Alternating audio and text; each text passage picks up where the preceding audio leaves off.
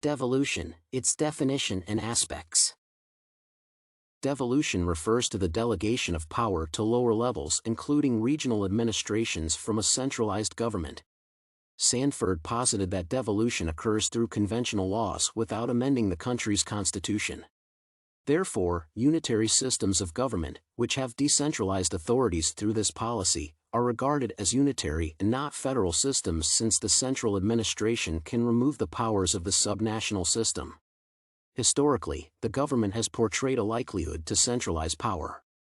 A real-world example of devolution is the supporters of states' rights in the U.S., who preferred distributing power far from Washington, D.C., to local and state administrations.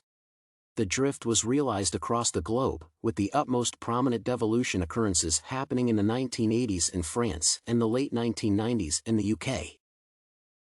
Devolution is believed to be essential because it warrants that resolutions are made nearer to the dealings, societies, and native people it influences.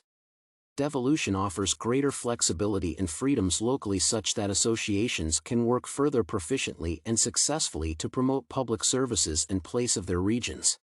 The results of devolution include superior growth and robust corporations among the community, private and public leaders in regional areas, and better targeted public services. Devolution makes a government more accountable and responsible, brings the government closer to the governed, facilitates participatory decision-making, manages and accommodates social diversity, and balances economic development across the country.